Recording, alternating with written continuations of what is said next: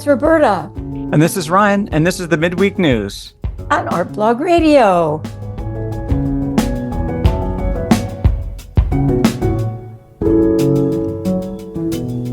All right. Hi, Ryan. All right. How are you doing this morning? I'm doing well, Roberta. How you doing? Okay. Okie dokie. Go birds. I'm wearing some green today. I wore green yesterday. And everybody says to me when we all were talking the day after, did you see the game? And I have to say, well, my way of seeing the game is to not see the game because my nerves can't handle it. Did I tell you this? No. I sit and read a book or watch a different video, and then occasionally I fire up my phone and search Eagles score, and it comes up. And then I get that flash of, oh my God, they're ahead by 24 points to nothing. And then I really calm down and I go back to doing what I was doing. And then I check back later. So I didn't see the game, but I followed the score. Oh, that's good. Yeah, my phone stopped working. So I went to a play. I went to a play on Thursday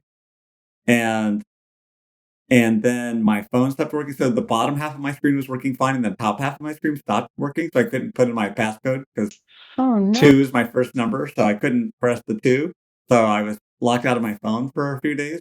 So then I ordered a new screen. So during the Super Bowl, I was installing a new screen on my iPhone. I didn't even know you could do that. You're installing a new screen. So the software in the back was not compromised, but the screen was compromised? Yeah, the screen is its own touch-sensitive pressure system, right? So it's its own mechanism. And then you just have to disassemble it. And then you just disengage the earpiece and the front-facing camera and the button. So a few ribbon connectors and teeny tiny screws. Oh man, teeny tiny screws. So small. But it worked out. Yeah, my phone worked. Made a phone call, received phone calls, can log in again. So Wow. Ryan, your skill set never ceases to amaze me. And necessity is the mother of invention, right? So you just gotta do what you gotta do to make it work. True. So I'm a big delegator. I believe in delegating those things that I am not ever going to learn how to do. But Yeah, I really appreciate the get up and go to go ahead and fix it yourself. I really value that. That's great. And if it didn't work out, I would just go down to the store and to the camera shop down the road and have them do it. Yes. And I was thinking yesterday in the paper, obviously, there was everything was the celebration, celebrate, and talk about all the players and the coaches and all that, which is great and perfect the way it should be. Today, of course, there were the little police reports of one got stabbed and that one got shot and people arrested for, altercations with police. And it's like, oh my goodness. Really, yeah, people get excited. They feel their feels. Excited.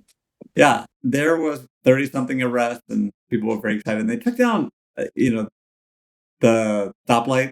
That's what I've read. Why is it the go-to in the city? Climb poles and take out stoplights. Okay. Yeah, my cousin texted me. He's like, "Has the riot begun?" I'm like, let me look out the window. No, we're okay here. Not as much fireworks in my neighborhood as I was expecting, but plenty of jubilance, a lot of honking, but not a lot of fireworks this year. Yeah. Well, the buildings are still green downtown. I was downtown. I was in Center City last night, and the tops of the buildings, every building that has lights has green lights. City Hall looks like the Wicked Witch of the West in Oz, that green with the yellow clock face embedded in it. Oh my gosh, such a scene. And the parade is coming up on Friday. Mm-hmm. Yes. And looks like it's going to be good weather. Yeah. A Valentine's Day Super Bowl parade party. Love and love. Love and love. Love your birds. Yeah, it looks like a nice-ish day, though. A little chilly, but not too bad. Yeah, as long as it doesn't rain. I think the rain is leaving Thursday, maybe.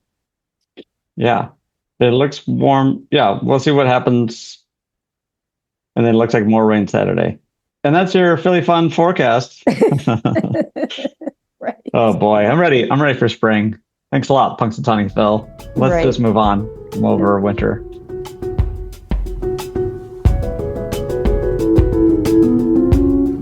In news, Yeah, I guess we could get right into that. let's get into the news. Yeah, we did some, Yeah. but let's get into more important news. I think I'm going to highlight first the opportunity. There are grants now of $3,000 that you can start applying for on February 24th. This is for individuals in the arts, not organizations, individuals who were negatively impacted by the pandemic. So this is Biden era pandemic recovery money that's still in orbit out there and is now being managed by the Greater Philadelphia Cultural Alliance. So we'll put in the dates and you can apply February 24th through March 21st. It's available to 150, so they have enough money to fund 150 individuals to the tune of $3,000 for pandemic recovery. So if you're an artist and your show got canceled and you had all kinds of costs affiliated with that, you could qualify, or you're an actor and your shows got canceled and you lost all that revenue from that. And there's a lot of people out there in Philadelphia that were affected. Yeah, that would be good. Yes. Next, I'll just mention Pennsylvania Academy of the Fine Arts has a new curator of historical American art by the name of Leah Stevenson. And Leah is not replacing Anna Marley, who was the American art curator and head of exhibitions. So Leah Stevenson is now the American curator of historical American art. And so congratulations. I'm glad to see they're hiring people. And she comes with a very laudatory background and resume. So probably going to be great for the institution. And in 2026, they're apparently coming out with a complete reinstall, contextualizing the historical paintings and artifacts with more contemporaneous work. So that should be very good once that happens. Also, that's probably geared to the sesquicentennial, whatever it is, that's happening in 2026. Third, I want to mention, we got a note from Sarah McEnany, artist activist in Philadelphia, much beloved artist. We all love Sarah. And she is asking people to intervene with letters of support for Scout, speaking of Bach Building, the Bach Building's developer is trying to buy several buildings that are up for bankruptcy auction. The Hamilton Building, I believe, and the Furness Building, which is one is a dormitory and the other is an administration building with that fabulous atrium.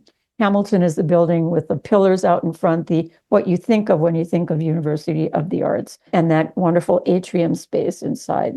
The person that owns Scanapicchio, I believe, is the name of the person whose development company, Scout, owns the Bach or redid the Bach building, now wants to purchase these buildings. And there are people you can write to, like the mayor and council member Squilla, Kenyatta Johnson, Nicole Saval, even the Attorney General, if you want to, and some of the judges. So we can put a link into that if you are interested in advocating that University of the Arts buildings remain arts type buildings, because that's what would happen if Scouts comes in and redevelops the building. It would be an mixed use arts living working space with little event space and coffee shop or restaurant. Sounds like a really good use for the buildings. My final news is sad news. There were 2 deaths this week that were announced. Walter Robinson died. Walter is someone I worked with. He was an editor that I worked under at ArtNet for a number of years. He was the original founding editor of ArtNet, artist, critic, very important man in New York. And he apparently died recently, 74 years old.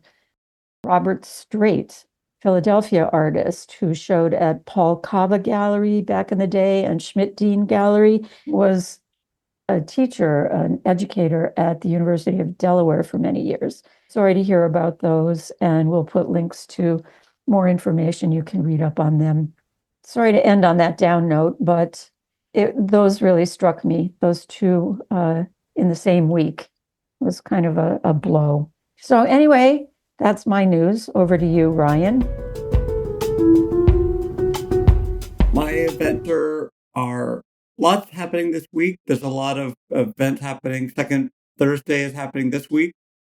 Friday is Valentine's Day, so there's plenty to do. So if you haven't celebrated your Galentine's Day, there's still time for all of those who celebrate Galentine's Day. People's Light Theater, that's in Media, Pennsylvania. You've missed the Anti-Valentine's Day show that they do every year. This one was on February 5th, but they do have a Valentine's drag brunch that's actually in the evening, which I don't know why they call it brunch, but I guess brunch could be anytime nowadays. So they're doing a fun Valentine's dinner brunch show at the theater. That is February 14th at 7:30. Showtime is at 8:30. And they're at 39 Conestoga Road in Malvern, actually. I said Media, I meant Malvern. And another show for Valentine's Day, there's a lot of people, something that I've enjoyed is kind of that craftiness of it, of making your own cards. So I've gone to a couple different things. My daughter's now at the Fabric Museum and Workshop, and they did some openings for card making, some other things. The Second State Press is having one as well. So speaking of Second Thursday, they're having their event for make your own cards. So that'll be the Crane Art. That Second Thursday, which is the 13th, the day before Valentine's Day, so you'll be able to sneak your piece in just in time. There'll be snacks and drinks, just the standard normal Second Thursday openings. But come make a card for your Valentine's sweetheart. And then post-Valentine's, a show that looked interesting to me, Esperanza Art Center, which is over towards my old neighborhood. This is way north Philly. It's 4261 North 5th is Esperanza. And Tommy Mesa and Chamber Orchestra of Philadelphia are doing a show February 15th at 7 p.m. And it looks like a really great show. If you look at the Esperanza calendar, they have a lot of really interesting events that are coming up. Speaker series. They're doing virtual events. They're doing craft shows. They're doing film nights, lots of music, theater. They're really packing their calendar. Take a look at Esperanza Art Center, 4261 North 5th. This February 15th, 7 p.m. is Tommy Mesa and the Chamber Orchestra of Philadelphia. So those are my three for the week. Obviously, Valentine's Day is going to keep a lot of people preoccupied, but back to a normal week next week. And, it's always remarkable to me when people tell me the statistic that Valentine's Day is the number one breakup day of the year, which I think is ironic and sad. So anyway, hope you have a safe Valentine's Day. Is that true, or is that an urban legend? That sounds too ironic, I don't want to believe it. I believe what it comes down to is people are feeling like they're not sure they want to still be in the relationship. And then it comes around Valentine's Day and they're like, do I really want to buy this person a gift and go to dinner with a person that I may want to end it with in the next week, 2 or a month? Might as well just get it over with now. Just pull that Band-Aid. So Valentine's Day, number one breakup day. Tough love. That is tough love. There is indeed. A lot of good stuff.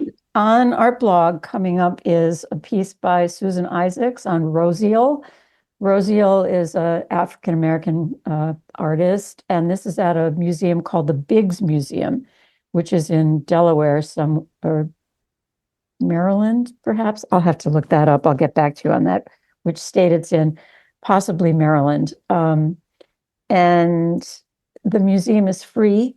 And this sounds like a very powerful show of art by a woman who has spent time in Japan and was highly influenced by the Japanese culture, which comes up in their art, and also by spirituality. We're working on that. That should be up this week. Very excited to have that up.